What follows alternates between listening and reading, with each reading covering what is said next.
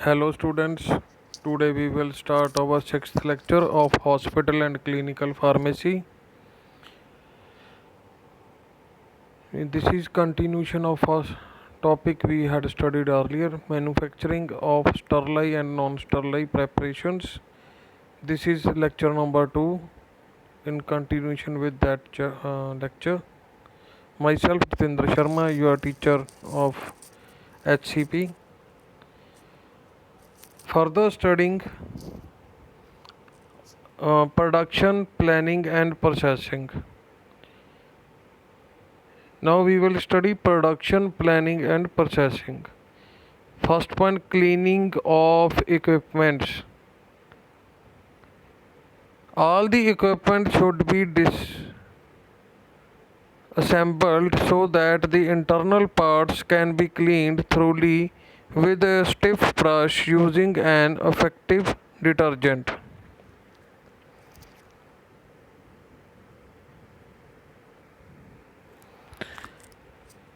Then through rinse it's done with distilled water. Sometimes dichromate solution is used for glassware rubber tubing, followed by rinsing with distilled water. Cleaning of containers and closures. Various types of devices are available for cleaning of containers of parental products. The selection is dependent upon the type of container to be used. Closures are agitated vigorously in hot solution of 0.5 sodium phosphate, rinsed several times with water and finally with distilled water. Preparation of solution or suspension. This product to be prepared may be in the form of an aqueous solution or oily solution or suspension.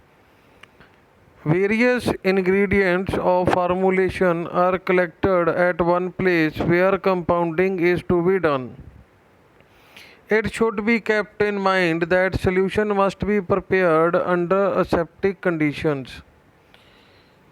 Point 4, filtration. If the solution contains any foreign particle, it must be filtered through bacteria-proof filters such as Sedge filters, membrane filters, and centered glass filters. Membrane filters are made up of variety of polymers like cellulose esters, polyvinylidene fluoride, etc. Membrane filters can be easily sterilized by autoclaving or steaming. They are very effective, non-reactive, and disposable. Positive pressure is commonly used during filtration by sterilization. Fifth, filling of the product in ampoules or vials. The filtered product is filled in the ampoules or vial with the help of semi-automatic or automatic machines under aseptic conditions. In such cases, all the materials used to be sterile and then the sterility is further maintained by using laminar airflow benches which provide very clean air. This air flows along parallel lines and sweeps all the dust.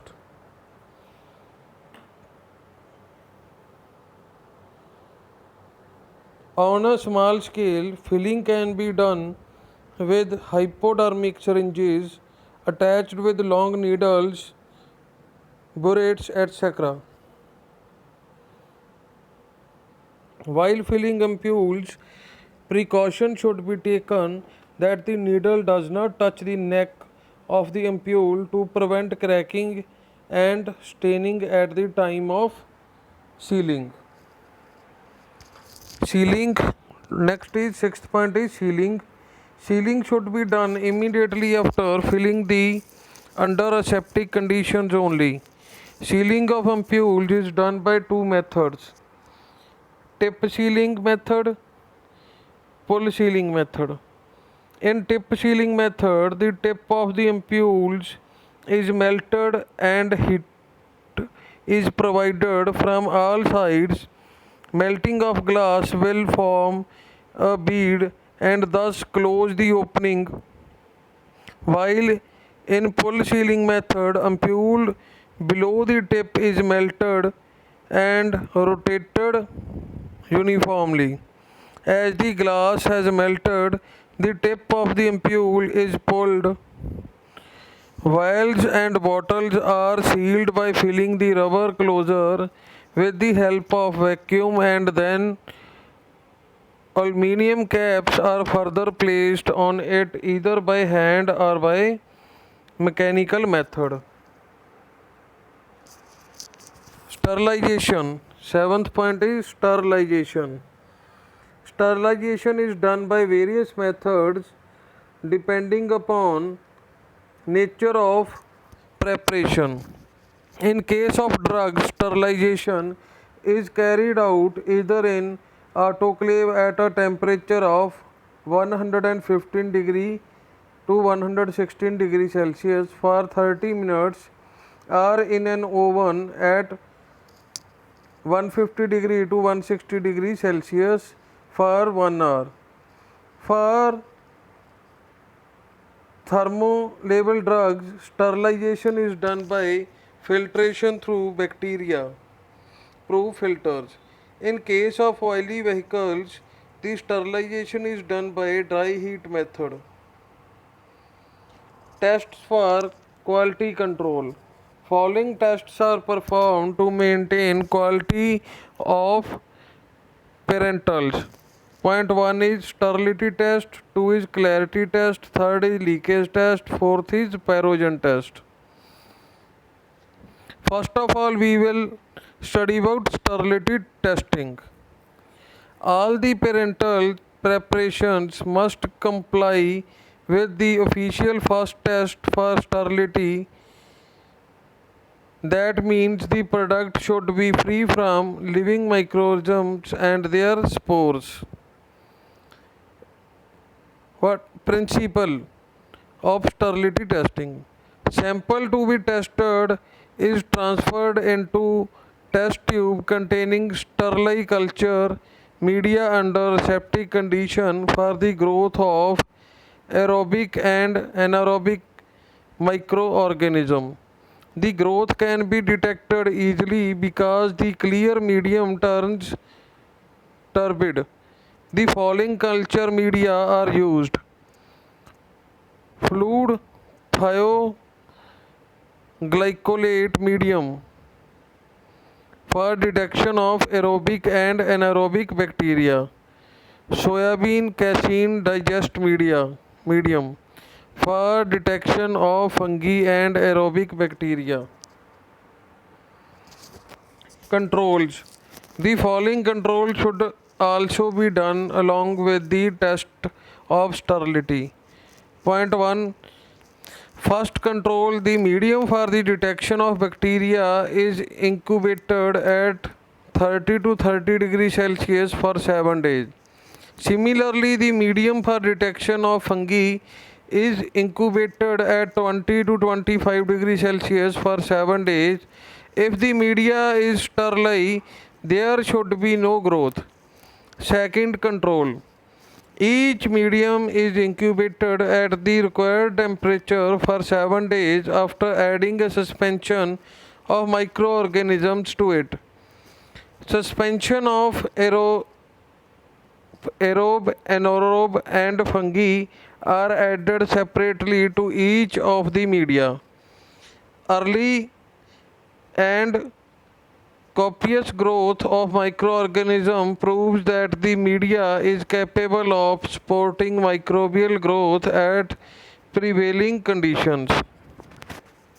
Third control. Here each medium is incubated in two portions. To both the portions is added a suspension of an aerobe or a suspension of an aerobe or suspension of fungus respectively. To one portion is added a quantity of the parental preparation under test after incubation for not more than 7 days at 20-35 degrees Celsius. There should be early and copious growth, proving that the parental preparation does not have any microbial activity. Tests for sterility. The test can be performed by using either method A or method B in sterile atmosphere.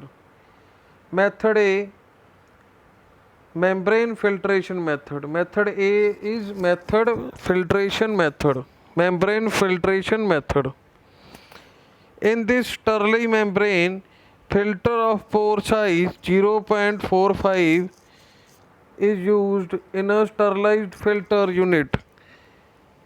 Sterile fluid is added in sufficient quantity to moisten the membrane. If the parental preparation to be tested is an aqueous solution, the prescribed quantity is drawn through the filter. If the solution being tested is antimicrobial, wash the membrane by running through it three successive quantities of 100 ml each of fluid A so that the antimicrobial ingredient is either completely washed out or reduced to be very low non-inhibitory concentration. Either two membranes can be used, one of each test, or one membrane can be used. In the latter case, the membrane is divided into two equal halves, one for each test. One membrane or the one half of the membrane is removed especially and put into 100 ml of fluid thioglycinate medium and incubated at 30 to 35 degrees Celsius for not less than 7 days. The other membrane or the other half of the membrane is immersed in 100 ml of soybean casein digest medium and incubated at 20 to 25 degrees Celsius for not less than 7 days. Oils, oily solution and ointments may be diluted or dissolved in a suitable sterile diluent such as isopropyl myristate and filtered through the membrane filter. The membrane is washed by filtering through it three successive quantities of 100 ml each of sterile fluid B.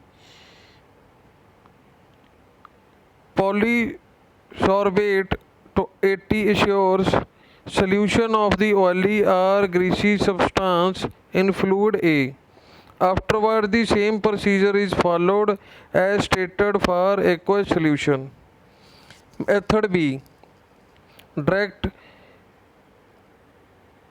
inoculation method. For aqueous solutions and suspensions, the prescribed quantity of liquid is drawn through the sterile pipette or which a sterile syringe and needle. It is transferred and mixed with the medium under aseptic conditions. The media is then incubated at the specified temperature for not less than 14 days. If the material being tested makes the medium turbid, suitable portion of the medium is transferred to fresh medium between the third and seventh day of incubation. Both old and fresh media are incubated for a total of 14 days. In case of oils and oily suspensions being tested, a sterile emulsifying agent without antimicrobial activity such as polysorbate 80 is added to the medium to help in the emulsifying and easy mixing of oil in the medium. Ointments are diluted with sterling fluid and the solution is mixed with the medium. In both the cases, the media are incubated for not less than 14 days. Interpretation of results. If no growth is found during the incubation period or at the end of the preparation being tested passes the test, if growth is found and if it can be shown that it is due to some contamination during the course of sterility testing and not because the preparation is not sterile, the test may be repeated in the same way. If no growth is found, the material of preparation passes the test. If growth is found, a secondary test is allowed under certain conditions. If again growth appears, the preparation fails the test. Second one is Parogen test. This test is performed to check the presence or absence of parogens in all aqueous parenteral products. Rabbits are used to perform this test because their body temperature increases when parogens are introduced in their bodies by parental route. If this test, 3 healthy rabbits are selected, each weighing at least 1.5 kg. No rabbit is selected if it has a normal temperature greater than 49.8 degrees Celsius. It was used in a positive test during the last 2 weeks or in a negative test during last 2 days. If the animals are used for the first time, it get submitted to this test. Sham test is carried out. For this IV injection of 10 ml per kg body weight, normal saline is injected into them. Any animal shown a rise in temperature of 0.6 degree or more is rejected for the test. Test for parogen. The test is carried out in an air conditioned room. During the test, food and water is withheld to rabbits overnight. Clinical thermometer is inserted as temperature recording device into the rectum of each rabbit to a depth of not less than 7.5 centimeter. Two normal readings of rectal temperature should be taken prior to the test injection at the interval of half an hour and the mean of these two is calculated. This is called initial temperature. Needles, glassware, syringes, etc. to be used for this test should be made parogen free by first washing with water for injection and heating in an air oven at 250 degrees Celsius for an hour. The test injection is warmed to 38 degrees Celsius and injected slowly through an ear vein in dose of 0.5 to 10 ml per kg of rabbit weight. Rectal temperature readings are then recorded at an interval of half an hour till 6 readings. Interpretation of results. The response of each rabbit can be detected by subtracting the initial temperature from the maximum temperature, which is the highest temperature recorded. Addition of 3 responses from 3 rabbits gives the sum of the responses. If sum does not exceed 1.4 degrees Celsius and if the response of an individual rabbit is less than 0.6 degrees Celsius, the preparation passes the test. If the sum is more than 1.4 degrees Celsius, or if the response of an individual rabbit is 0.6 degree or more, continue the test using 5 other rabbits. Again, if the sum of all rabbits is less than 3.7 degrees Celsius, and if the individual response of not more than 3 rabbits is 0.6 degrees Celsius or more, the preparation being tested passes the test. Third, particulate matter monitoring. Particulate matter is parental products is defined as unwanted mobile insoluble matter. The particles larger than the size of RBC are very dangerous because they may block the blood vessels, which may lead to serious results. Particulate matter may enter from number of sources which can be classified as point 1 entrances contamination materials originally present in the solution. Point 2 extraneous contamination materials from the environment, shedding from the body and clothes of the person, ceilings, walls, and furniture of the room. Methods for monitoring particulate matter contamination. Point 1 is visual method. This test is performed by holding the neck or of filled container against strongly illuminated screen. Then it is slowly rotated, inverted and examined to exclude the possibility of foreign particles. If any particulate matter is visible, that injection is rejected. Inspector should not perform inspection for more than 2 hours at a time. Point 2 filtration. This method is meant for counting particles in hydraulic fluids. It involves passing the fluid samples through a filter and examine the material collected on the surface of filter under a microscope.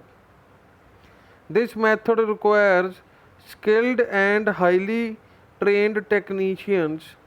The only difficulty in this method is with oily particles because oil tends to become absorbed into the membrane filter and particles are not measured. Point 3 light blockage.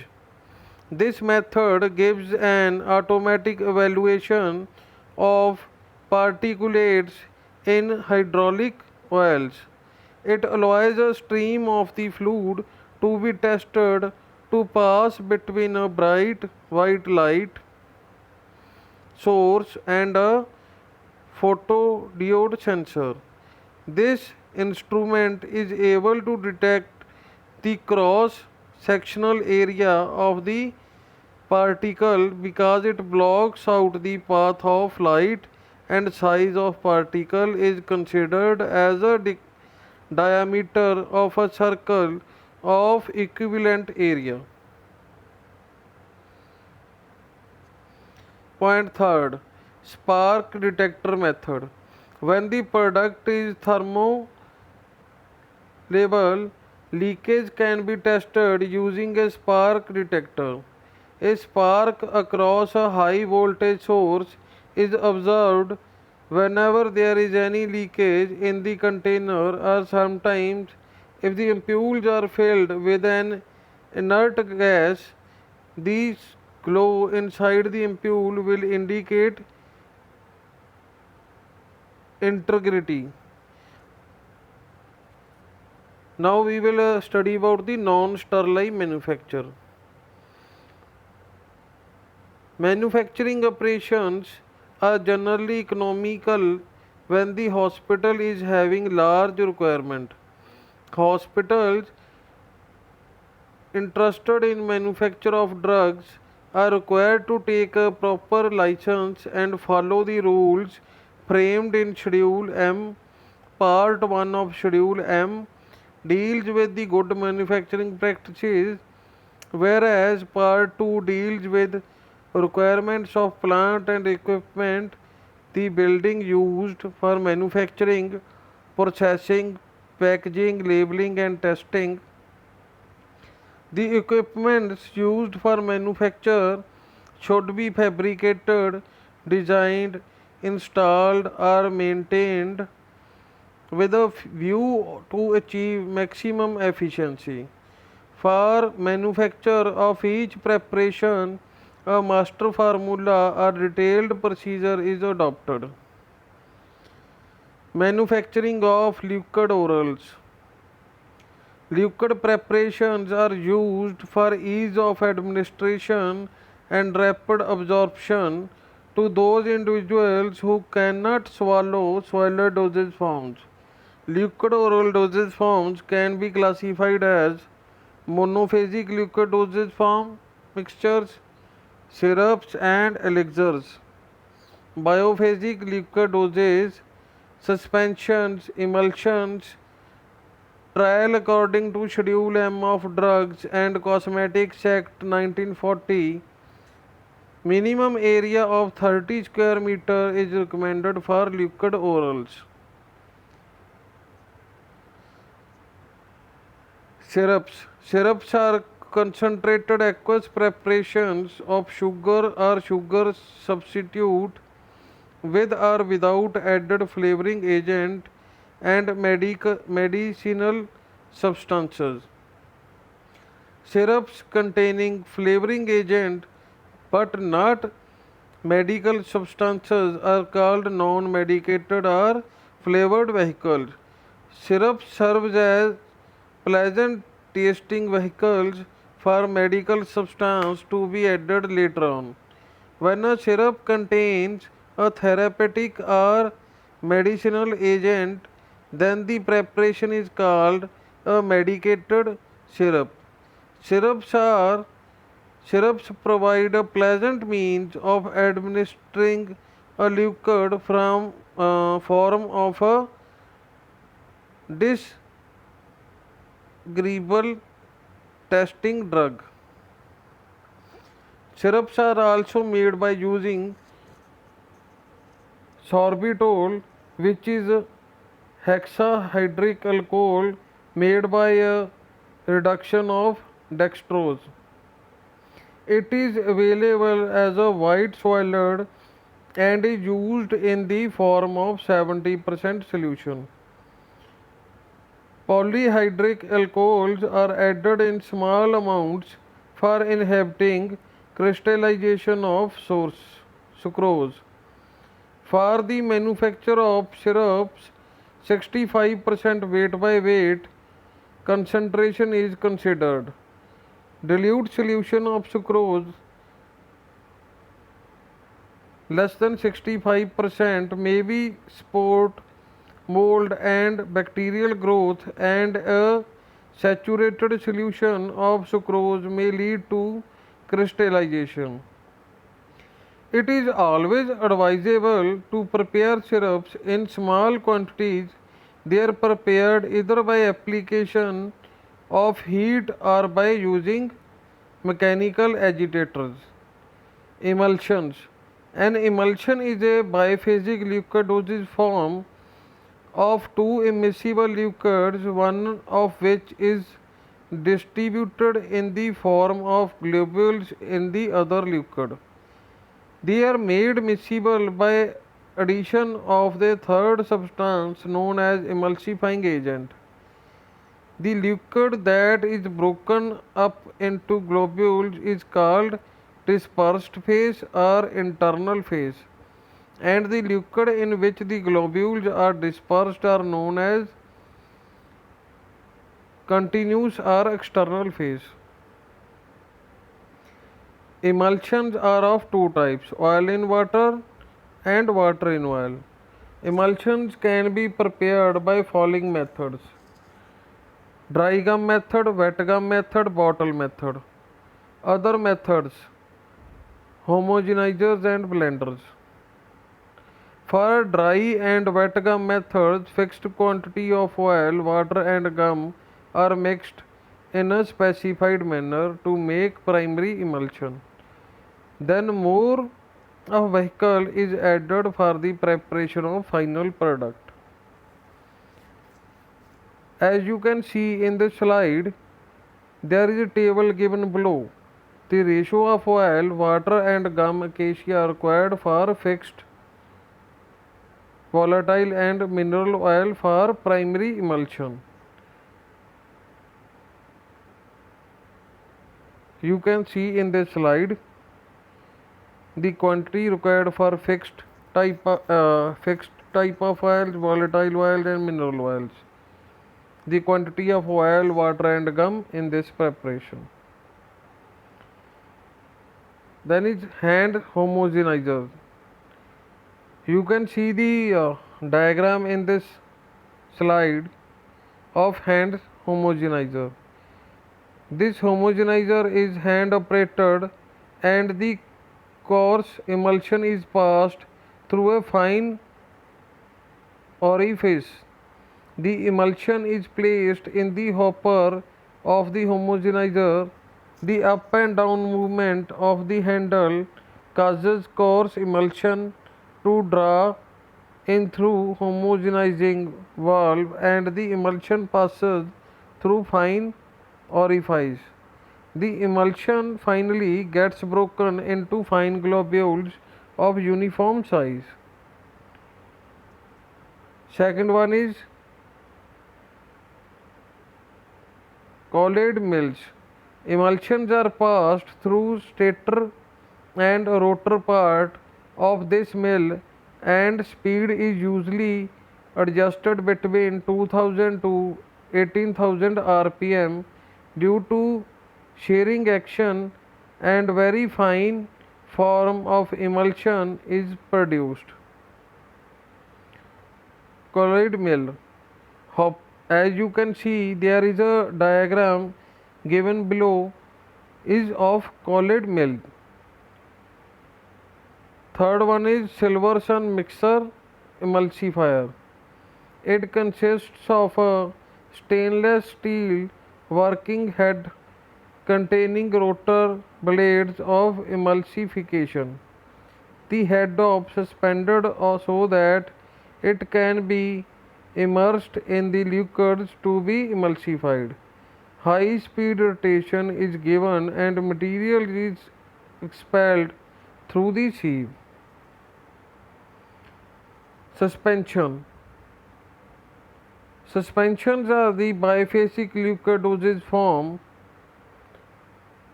of the medicament meant for oral administration, external application and for parenteral use. They generally consist of finely divided solid particles ranging from 0.5 to 5 microns suspended in a liquid or semi-liquid vehicle. The particle size of the dispersed phase is an important consideration in the formulation process. Suspension is an ideal dose form for patients who cannot swallow tablets or capsules. Suspensions are of two types: flocculated suspensions and non-flocculated suspensions.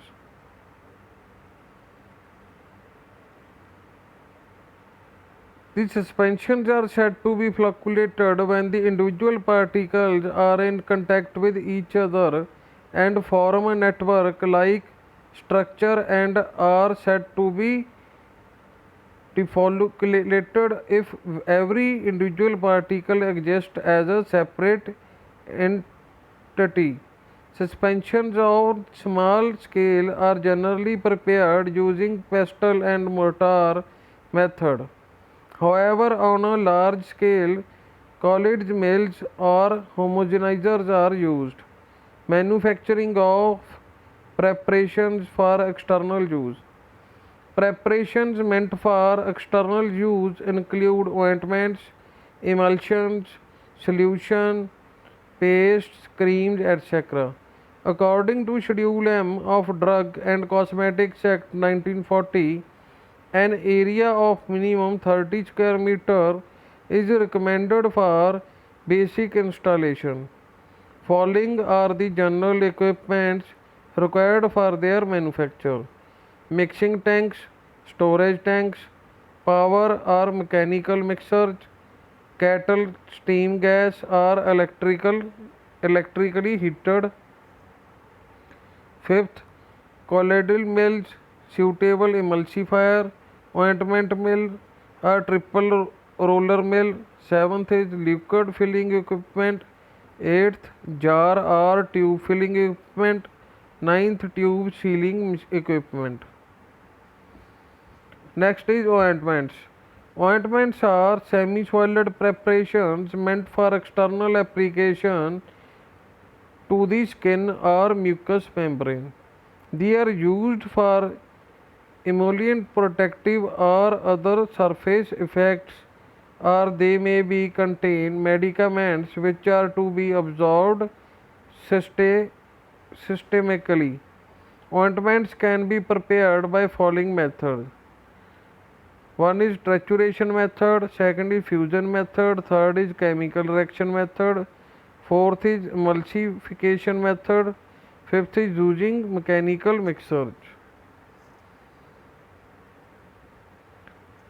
First of all, we will study about trituration method. This method is used when the base is soft and the medicament is insoluble in base or a liquid is present in small quantity.